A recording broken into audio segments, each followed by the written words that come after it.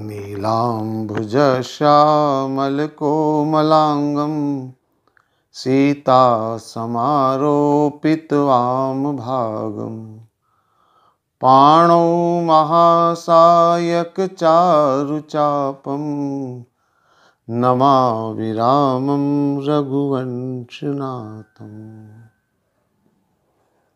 आइए श्री राम कथा को हम प्रारंभ करें।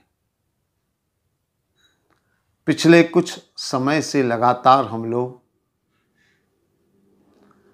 रामचरितमानस में मंगलाचरण में 7 श्लोक और संपूर्ण ग्रंथ में 7 कांड क्यों रखे गए, इस पर हम चर्चा कर रहे हैं। गोस्वामी श्री तुलसीदास जी ने रामचरितमानस की रचना एक साधारण ग्रंथ के रूप में नहीं, बल्कि एक अलौकिक ग्रंथ के रूप में हमारे सामने रखी है। और इसीलिए रामचरितमानस का एक एक शब्द, उसका एक एक वर्णन अपने आप में अलौकिक और अद्वितीय है। रामचरितमानस में 7 कांड क्यों, इस पर चर्चा करते हुए मैंने कहा था, पेड़ के अंग 7 हैं, उन 7 का संबंध रामचरितमानस के 7 कांडों से है। हमारे शरीर के भी 7 भाग हैं जिनका संबंध रामचरितमानस से है। योग साधना, कुंडलिनी साधना में 7 चक्र हैं, मूलाधार, स्वादिष्ठान, मणिपुर, अनाहत, विशुद्ध, आज्ञा चक्र और सहस्त्रार। उन 7 चक्रों का किस तरह से 7 कांडों से संबंध है, आइए इसी तारतम्य में एक बात और आज हम करेंगे। क्योंकि हमारी जो संपूर्ण जीवन क्रम है, यूं समझिए सृष्टि का जो क्रम है, उसका एक बहुत बड़ा आधार है हमारे दिन। कहते हैं आयु भी जो हमें मिली है, उसमें श्वासों की गणना है और इन श्वासों की गणना का संबंध भी दिन से है। और सप्ताह में दिन कितने होते हैं? कुल 7 होते हैं। रामचरितमानस में कांड भी 7 हैं और सप्ताह में दिन भी 7 हैं। अगर ध्यान से देखा जाए तो एक एक कांड का संबंध सप्ताह के एक एक दिन से है। आइए एक एक करके हम एक एक दिन पर चर्चा करें और उस दिन के आधार पर हम एक एक कांड की चर्चा करने की चेष्टा करें। ये जो रामचरितमानस के 7 कांड हैं, सबसे पहला कांड है बालकांड। बालकांड का अपना एक विशिष्ट महत्व है, क्योंकि यहीं से संपूर्ण राम की कथा के सूत्र तैयार होते हैं। अब सप्ताह के 7 दिनों के अंदर अगर हम चलें तो मुझे ऐसा लगता है कि 7 दिनों में जो शुक्रवार है, यह बालकांड पर आधारित है। या यूं समझ लीजिए, शुक्रवार के आधार पर बालकांड को रखा गया। अब देखिए, शुक्रवार शुक्राचार्य जी का दिन माना जाता है। और अगर शुक्राचार्य जी पर हम विचार करें तो आपने देखा होगा, सुना होगा, शास्त्रों में वर्णन आता है, भागवत में वर्णन आता है कि वही शुक्राचार्य जी हैं। राजा बलि के दरवाजे पर वामन भगवान पहुंचते हैं भिक्षा लेने के लिए। शुक्राचार्य जी ने दूर से देखा, समझ गए ये साधारण ब्राह्मण बालक नहीं, नारायण है। और उन्होंने अपने शिष्य राजा बलि से कहा कि तू दान देने से इनकार कर दे। जब राजा बलि नहीं माने तो शुक्राचार्य जी दान को रोकने के लिए कमंडल की नलिका में प्रवेश कर जाते हैं, जिससे कि जल न बाहर आए, संकल्प न हो, दान न हो। भगवान ने तिनका लिया और उसी तिनके के कारण शुक्राचार्य जी की एक आंख फूट गई, शुक्राचार्य जी की एक आंख चली गई। अब अगर सीधे शब्दों में कहा जाए तो यह घटना शुक्राचार्य जी के दृष्टि दोष को उजागर करती है। परमात्मा को जान करके भी परमात्मा के प्रति समर्पण का भाव न होना, यह दृष्टि दोष ही तो है और नहीं तो क्या है। और अगर रामचरितमानस के बालकांड की कथाओं को आप देखें तो बालकांड की कथाओं में भी दृष्टि दोष कई जगह हमें दिखाई देता है। वैसे तो तुलसीदास जी ने रामचरितमानस की शुरुआत जब करी, जब चौपाइयां लिखनी प्रारंभ करी, तो सबसे पहले वो लिखते हैं श्री गुरुपद नख मन गण ज्योति और सुमिरत दिव्य दृष्टि ही होती है। दृष्टि का सबसे ज्यादा महत्व है। दिव्य दृष्टि होनी चाहिए, दृष्टि दोष नहीं होना चाहिए। अगर दृष्टि दोष होगा तो क्या होगा? दुष्परिणाम ही मिलेंगे। आप इस बालकांड की कथाओं को देखिए। सबसे पहली कथा प्रारंभ होती है शिव और सती की। जो कुंभज ऋषि की यहां कथा सुनने जाते हैं, भगवान शंकर कथा सुनते हैं, आनंदित होते हैं। फिर भगवान राम के दर्शन करने जाते हैं, भगवान शंकर राम के दर्शन करते हैं, लेकिन सती का दृष्टि दोष नजर आता है। उन्हें राम एक साधारण कामी पुरुष नजर आते हैं। ब्रह्म जो व्यापक विरज अज अकल अनीह अभेद, और सो की देह धरी होई नर जाहि न जानत वेद। जो अखिल ब्रह्मांड नायक है, उन्हें अपनी पत्नी का भी पता नहीं। कैसे हो सकता है? ये परमात्मा परमात्मा नहीं हो सकते, दृष्टि दोष। आगे आप देखिए, सती ने कहा मैं परीक्षा लूंगी। भगवान शंकर से आज्ञा लेकर सती परीक्षा लेने गई, सीता का रूप धारण किया, परीक्षा ली।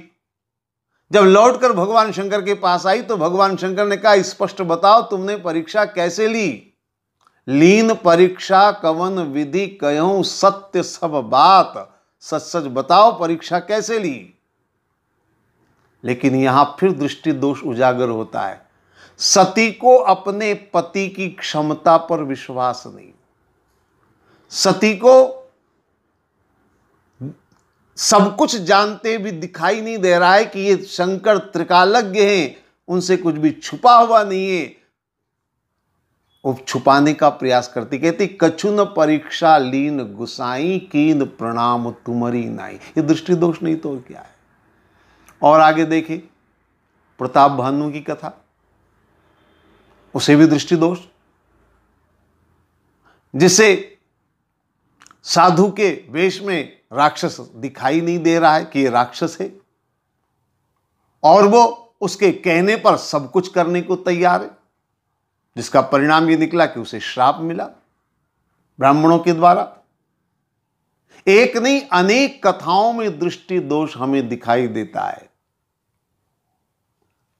जनकपुर की सभा के अंदर भगवान श्री राम के होते हुए भी जनक जी को सभा में कोई वीर नहीं दिखाई दिया। वीर विहीन मही में जानी, उन्हें वीर नहीं दिखाई दिया, ये भी दृष्टि दोष। परशुराम जी का भी दृष्टि दोष, जिन्हें साक्षात परब्रह्म परमपिता परमेश्वर सामने, पर वो उनको पहचान नहीं पा रहे, देख नहीं पा रहे, जबकि परशुराम जी स्वयं नारायण के अवतार हैं। एक नारायण का अवतार जो है वो नारायण के रूप को नहीं पहचान पा रहा, देख पा रहा है, और धनुष का सहारा लेकर पहचान करनी पड़ रही कि ये परमात्मा है, ये भी दृष्टि दोष।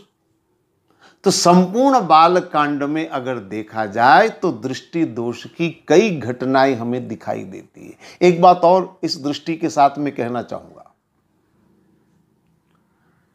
दृष्टि दोष कैसा होता है, उसका एक रूप, बहुत सारी बातें हैं पर एक रूप में आपके सामने रखूंगा। जहां दृष्टि में स्वार्थ होता है, नजरिए में जहां स्वार्थ होता है वहां दोष है, और जहां परमार्थ होता है वहां दृष्टि निर्दोष हो जाती है। बालकांड की घटनाओं को अगर आप देखें, स्वार्थ भी दिखाई देगा और जहां परमार्थ है वहां कल्याण भी दिखाई देगा। दोनों चीजें आपको इसमें दिखाई देगी।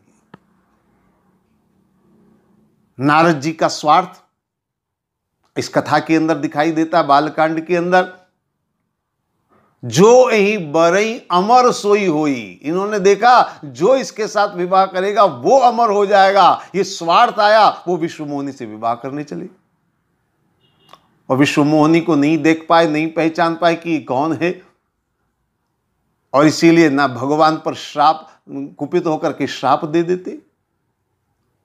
तो जहां स्वार्थ है वहां पतन है। चाहे प्रताप भानु की कथा हो या किसी और की कथा आप देखिए। और जहां परमार्थ है, भगवान राम का जन्म इसी कांड में हुआ, तो स्वार्थ नहीं बल्कि परमार्थ के लिए। विप्रधेनु सुर संत हित लीन मनुज अवतार, यहां स्वार्थ नहीं परमार्थ, सबके कल्याण के लिए भगवान ने अवतार लिया। तो आनंद ही आनंद, कल्याण ही कल्याण। भगवान राम को लेने के लिए विश्वामित्र जी आए। महाराज दशरथ के अंदर स्वार्थ था, मेरे बेटे को मैं नहीं छोड़ना चाहता हूं। वो तो गुरु वशिष्ठ जी ने आकर समझाया कि राम को स्वार्थ से पकड़ने की जरूरत नहीं है, बल्कि समाज के, विश्व के कल्याण के लिए उन्हें त्यागने की जरूरत है। और इसीलिए राम को विश्वामित्र जी लेकर के गए,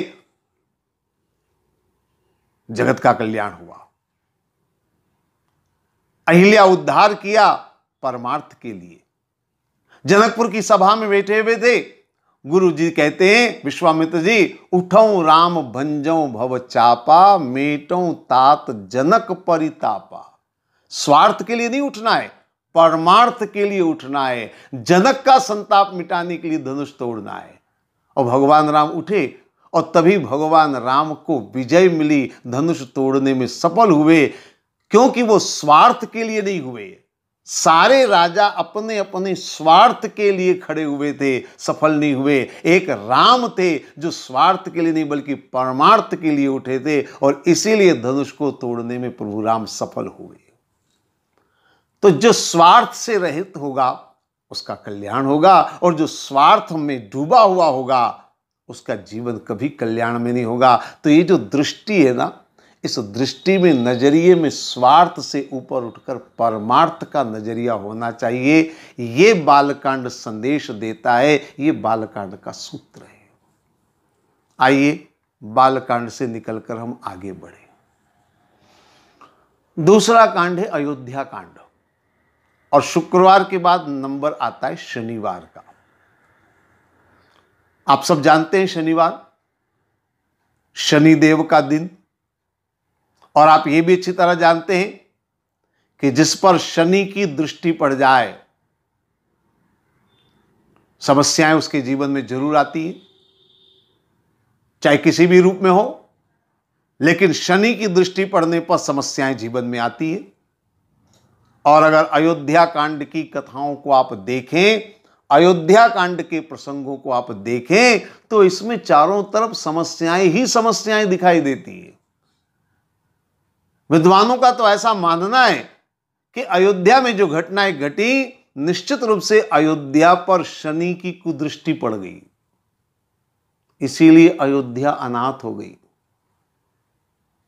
महाराज दशरथ का मरण हुआ, कौशल्या, कैकेयी, सुमित्रा, तीनों रानियों का विधवा होना,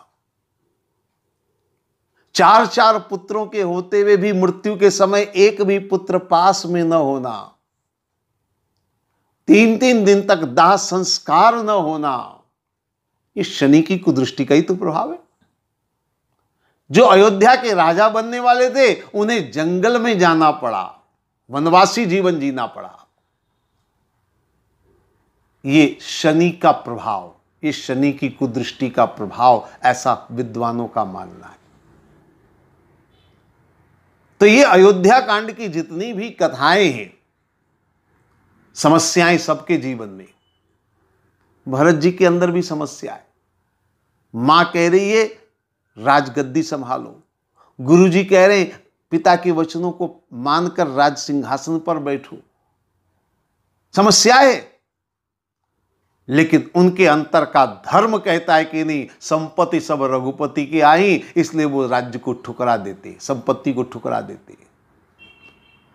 तो ये संपूर्ण अयोध्या कांड की जितनी घटनाएं हैं, अयोध्या अनाथ हो गई। अयोध्यावासी राम को रोकना चाहते थे, सफल नहीं हुए। राम के साथ जाना चाहते थे, सफल नहीं हुए।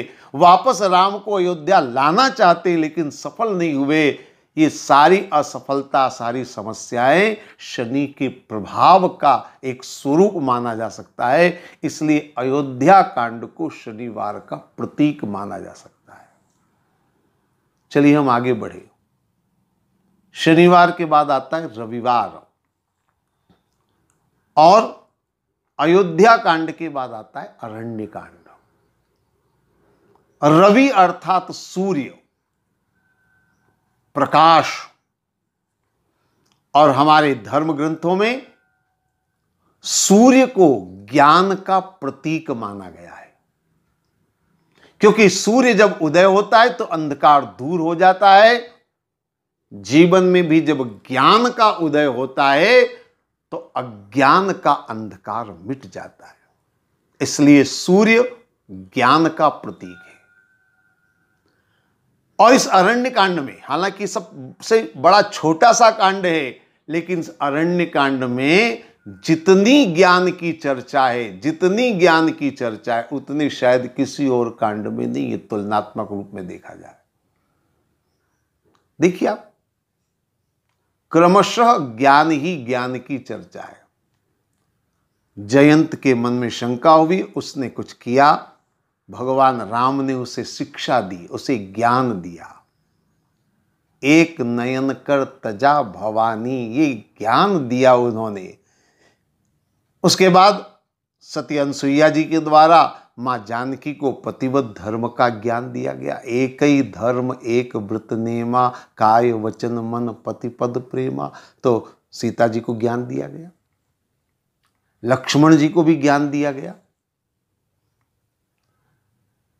और शबरी को नवदा भक्ति का ज्ञान भगवान राम ने इस कांड में दिया। देव ऋषि नारद जी को संत असंत का ज्ञान इस कांड में दिया गया। यहां ज्ञान की सर्वत्र चर्चा है। और इतना ही नहीं, अगर आप देखें तो बड़ा आश्चर्य होता है। शूर्पनखा अपने भाई रावण को ज्ञान दे रही है, मारीच भी रावण को ज्ञान दे रहा है। नहीं भाई विरोधे नहीं कल्याणा, वो भी ज्ञान दे रहा है। गिद्धराज जटायु वो भी रावण को ज्ञान दे रहे हैं कि तुम ये गलत कर रहे हो एक नारी का अपहरण करके। तो ज्ञान केवल प्रभु के द्वारा ही नहीं, ऋषियों के द्वारा ही नहीं, बल्कि असुरों के द्वारा भी और पक्षी के द्वारा भी सर्वत्र ज्ञान ही ज्ञान की चर्चा है। इसलिए अरण्य कांड रविवार का प्रतीक माना जा सकता है। अब अरण्य कांड के बाद आता है किष्किंधा कांड, और रविवार के बाद है सोमवार। सोम मानी चंद्रमा। चंद्रमा का जो गुणधर्म स्वभाव है वो शीतलता है। चंद्रमा शीतलता का प्रतीक है, और जिसमें जहां शीतलता होती है वहां सुख होता है, आनंद होता है। किष्किंधा कांड में आप देखिए, जितने भी महत्वपूर्ण पात्र हैं सबको अद्वितीय सुख की प्राप्ति होती है। किष्किंधा कांड में सबसे पहले हनुमान जी का भगवान राम से मिलन हुआ, और प्रभु पहिचानी पर्यों प्रभु चरना, सो सुख उमा जाय नहीं वरना। उस सुख का, उस आनंद का वर्णन संभव नहीं है। इतना सुख और आनंद हनुमान जी को मिला। आगे देखिए, सुग्रीव जी से राम का मिलन हुआ। जब सुग्रीव राम कर देखा, अतिशय जन्म धन्य करी लेखा। सुग्रीव जी धन्य धन्य हो गए, परमानंद की प्राप्ति उन्हें हुई परमात्मा को पाकर के। यद्यपि बाली का वध भगवान राम ने किया, लेकिन उसके बाद भी बाली का आप देखिए, वो कहता है अंत में, जन्म जन्म मुनि जतन कराई, अंत राम कहीं आवत नाई। ऐसे प्रभु आज मेरी आंखों के सामने, मैं कितना भाग्यशाली हूं और मैं ऐसा सौभाग्य गंवाना नहीं चाहता। भगवान राम कहते हैं मैं तुम्हें फिर से जीवित कर दूं। बाली कहता है ये सौभाग्य जो मुझे मिला है ये किसी को मिलता नहीं है, मुझे मिला है। मरते समय राम का नाम लोगों के मुख से नहीं निकलता है, मेरे तो सामने साक्षात राम खड़े हैं, मैं ये सौभाग्य गंवाना नहीं चाहता। बाली धन्य हो गया। अंगद भगवान राम की शरण में आए, अंगद जी भी धन्य धन्य हो गए। बाली की पत्नी तारा पति वियोग में दुखी थी। तारा विकल देख रघुराया, दीन ज्ञान हर लीनी माया। उसको ज्ञान दे करके उसके मन को भी शांति भगवान ने पहुंचाई। तो इस चंद्रमा के गुण धर्म की तरह से किष्किंधा कांड के जितने भी पात्र हैं सबको सुख, शांति, शीतलता की प्राप्ति होती है। और इसलिए मैं कहता हूं किष्किंधा कांड जो है ये सोमवार के प्रतीक के रूप में। अब सोमवार के बाद आता है मंगलवार और किष्किंधा कांड के बाद आता है सुंदर कांड। शायद आप सभी लोग अच्छी तरह से जानते हैं, इस बारे में ज्यादा कुछ ना कहूं तो भी चलेगा। मंगलवार मंगल मूर्ति मारुति नंदन हनुमंत लाल जी का दिन माना जाता है और सुंदरकांड की कथा भी हनुमान जी पर आधारित है। संपूर्ण सुंदरकांड में अगर कथा के मुख्य नायक के रूप में कोई है तो वो हनुमान जी है। सुंदरकांड में प्रारंभ में जब स्तुति होती है तो भी हनुमान जी के गुणगान से। अतुलित बलधामम हेम शैलाभ देहम धनुजवन कृशानम ज्ञानी नाम अग्रगण्यम सकल गुण निधानम वानराणाम धीशम रघुपति प्रिय भक्तम वात जातम नमामि। यहां से सुंदरकांड की शुरुआत होती है। तो हनुमान जी की स्तुति से ही सुंदरकांड प्रारंभ होता है और पूरे सुंदरकांड में हनुमान जी का ही चरित्र विशेष रूप से देखने को मिलता है। और सुंदरकांड की कथा बड़ी मंगलमय कथा है और इसीलिए सुंदरकांड का पाठ, सुंदरकांड का पारायण अक्सर भक्त लोग करते हैं क्योंकि वो मंगलकारी है। और इसीलिए सुंदरकांड मंगलवार के प्रतीक के रूप में कहा जा सकता है। मंगल शब्द से ही मंगलता का बोध कराता है। सारे अमंगल दूर हो, मंगलमय जीवन हो। और जब जीवन मंगलमय होता है तो जीवन सुंदर हो जाता है। इसलिए मंगल का संबंध सुंदरता से है। जब अमंगलता होती है तो सुंदरता नहीं हो सकती है। इसलिए मंगलवार सुंदर कांड का प्रतीक माना जा सकता है। अब इसके बाद आता है बुधवार और सुंदर कांड के बाद है लंका कांड। आप जानते हैं बुधवार गणेश जी का दिन माना जाता है। रिद्धि सिद्धि के दाता गणेश जी का दिन माना जाता है। और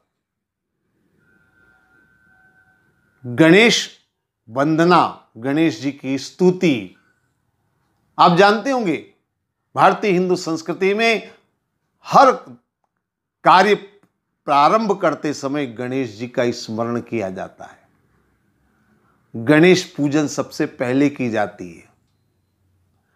गणेश जी का नाम लेकर कोई कार्य किया जाता है।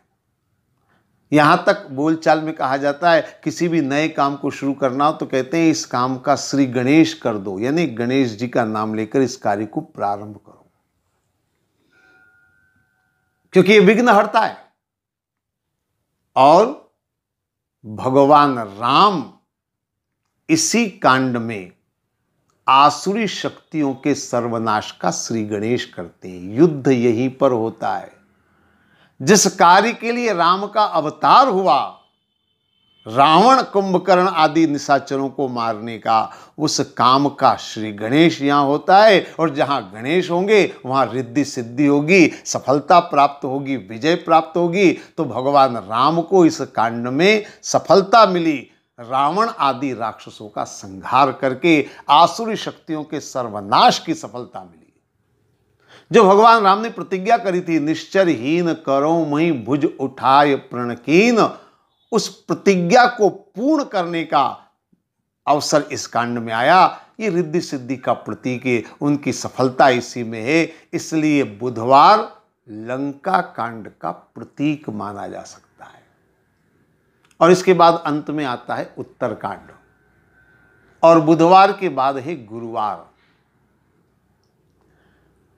आप सब जानते हैं, गुरु शब्द से आप सब परिचित हैं। गुरुवार गुरु का वार माना जाता है। इसे बृहस्पतिवार भी कहते हैं। गुरु देवताओं के गुरु बृहस्पति के नाम पर बृहस्पतिवार, इसी को गुरुवार भी कहते हैं। अब उत्तरकांड में आ जाइए। भगवान राम के संपूर्ण चरित्र का सबसे अंतिम जो महत्वपूर्ण पड़ाव है वह है राम राज्य। जब तक राम राज्य की स्थापना नहीं हो तब तक राम का चरित्र अधूरा है। भगवान राम ने आसुरी शक्तियों का सर्वनाश जरूर कर दिया, लेकिन जगत के कल्याण के लिए राम राज्य की स्थापना परम आवश्यक है। और राम राज्य की स्थापना होती है उत्तरकांड में। भगवान राम राजा बनते हैं, लेकिन किसके द्वारा? गुरु वशिष्ठ जी के द्वारा। गुरु वशिष्ठ जी भगवान राम को राज्य सिंहासन पर बिठाते हैं। प्रभु बिलो की मुनि मन अनुमाना, तुरत दिव्य सिंहासन मांगा। मुनिवर समय परिस्थिति देख करके सिंहासन को भगवान राम के पास बुलाकर राम को बिठाकर राज तिलक करते हैं। तो गुरु वशिष्ठ जी ने राम का राज्याभिषेक किया, राम को राज तिलक किया, राम को अयोध्या का राजा बनाया और राम राज्य की स्थापना करी। इसमें सबसे बड़ी भूमिका अगर है तो गुरु वशिष्ठ जी की। और भगवान राम स्वयं इस बात को कहते हैं गुरुदेव से कि आपकी कृपा से ही हम इन सब दानवों का संहार करके लंका पर विजय प्राप्त कर पाए हैं। इसलिए गुरु का महत्व सर्वोपरि है और गुरुवार उत्तरकांड का प्रतीक है। एक बात और मैं आपसे कहना चाहूंगा, जीवन के जितने भी उलझे हुए प्रश्न होते हैं उनका उत्तर अगर कोई देने में सक्षम होता है तो वो गुरु होता है। वास्तव में गुरु वही है। गुरु वही हो सकता है जो अपने शिष्य के जीवन के उलझे हुए प्रश्नों के उत्तर दे सके। तो उत्तर का संबंध गुरु से है। जीवन के सारे उत्तर हमें गुरु से मिलते हैं, इसलिए उत्तरकांड गुरुवार का प्रतीक है। इस तरह से एक एक कांड से एक एक वार को समझा जा सकता है। यह गोस्वामी श्री तुलसीदास जी की अलौकिकता है कि उन्होंने इन 7 कांडों की कथाओं का इस ढंग से चयन किया है, 7 कांडों की कथाओं को इस प्रकार से सामने रखा है जिससे कि हम जीवन के इन अलग अलग पहलुओं को जान सके, समझ सके और उससे अपने जीवन को लाभान्वित कर सके। तो ये जो 7 दिन हैं इनके आधार पर 7 कांड हैं। यूं समझ लीजिए, जिस तरह से जीवन क्रम में सप्ताह के 7 दिनों का महत्व है, इसी तरह से हमारे इस जीवन में भी अगर 7 कांडों का महत्व हो जाए तो हमारा जीवन सफल हो सकता है, हमारा जीवन सार्थक हो सकता है, कल्याणमय हो सकता है, आनंदमय हो सकता है। बातें बहुत सारी हैं, आगे और करेंगे। आज इतना ही। ओम सर्वे भवन्तु सुखिनः, सर्वे सन्तु निरामया, सर्वे भद्राणि पश्यन्तु, मा कश्चित् दुःख भाग् भवेत्। ओम शांति शांति शांति।